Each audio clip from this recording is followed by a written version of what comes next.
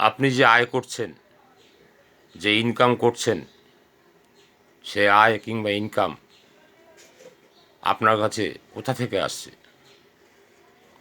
মানুষের কাছ থেকে আসছে। মানুষই তো আপনাকে দিচ্ছে।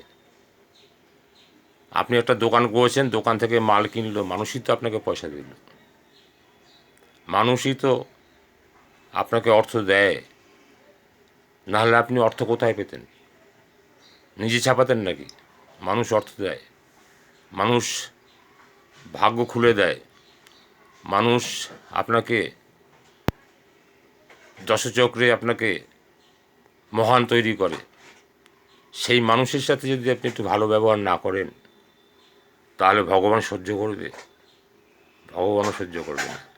তাই মানুষের সাথে সবসময় হাসি মুখে ভালো ব্যবহার করলে ভগবানও খুশি হবেন।